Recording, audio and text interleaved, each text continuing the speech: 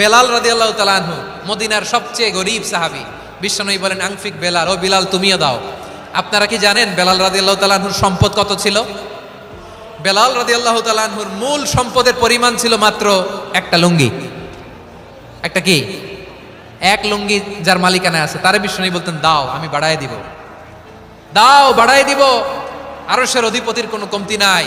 আল্লাহ বলেন, তোমাদের গোটা পৃথিবীর সব মানুষের যার যেটা লাগে সবও যদি দিয়ে দেয়, আমি আল্লাহর ধনভাণ্ডারের 1 ইঞ্চিও কমবে না। চিল্লায় পড়েন আল্লাহু আকবার।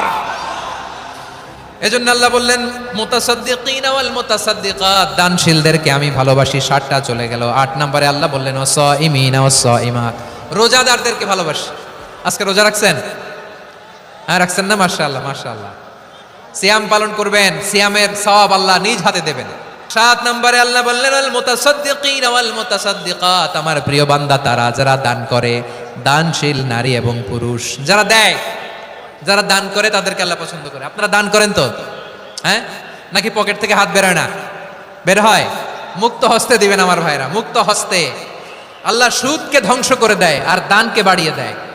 সুদের সাথে আমাদের কোনো সম্পর্ক না। আল্লাহ বলেন, ইয়ামহাকুল্লাহুর রিবা ওয়া ইউরবিস সাদাকাত, আল্লাহ সুদকে ধ্বংস করেন, দানকে বাড়িয়ে দেন। পকেট থেকে দিয়ে দিলাম, মনে হয় কমে যায়, আসলে কমে না, বাড়ায় দেয় কে? মনে হয় কমে গেছে, আসলে বাড়ায় দেয় কে? আপনি দিলে আপনারে দিবে কে? হ্যাঁ, আল্লাহ দিবে। আপনার কাছে মনে হয়েছে কমে গেছে, আসলে কমে নাই। আল্লাহ বলেন, দানের দৃষ্টান্ত কেমন তোমরা জানো নাকি?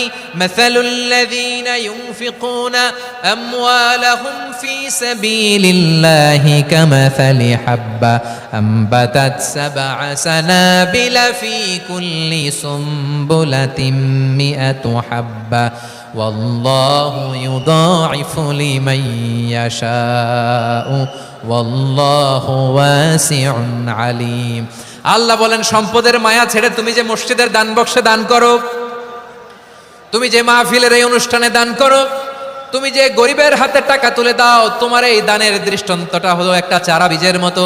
যেই চারা বীজ মাটিতে রোপণ করে দিলে 60টা শীষ গজায়, প্রতি শীষে হয় 100 শস্য দানা।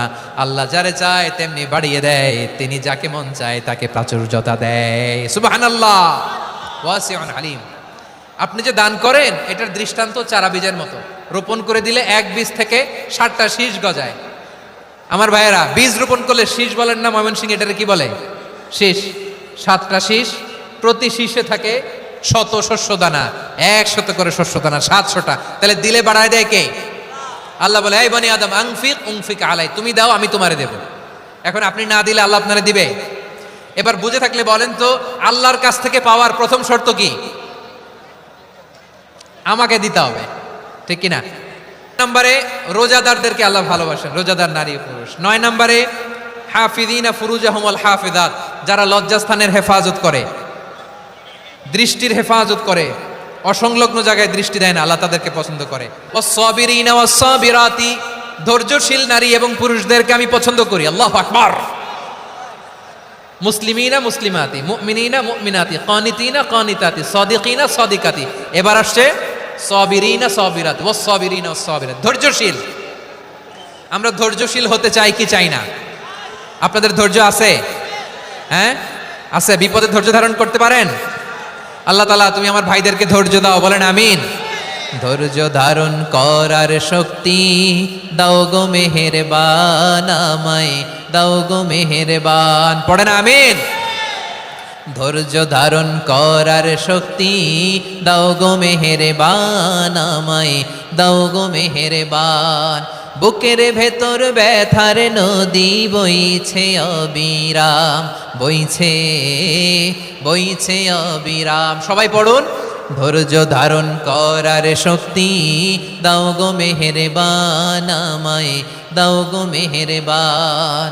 ধৈর্য ধারণ করার শক্তি দাও গো মেহেরবান, আমায় দাও গো মেহেরবান। বুকের ভেতর ব্যথার নদী বইছে অবিরাম, পড়েন আমিন। তাহলে আল্লাহ তাআলা বললেন, সাবিরিনা ওয়াস-সাবিরাতি, ধৈর্যশীল নারী এবং পুরুষকে আমি আল্লাহ বড্ড পছন্দ করি। ওয়াস্তাঈনু বিস-সাবরি ওয়াস-সালাহ ওয়া ইন্নাহা লাকাবীরাতুন ইল্লা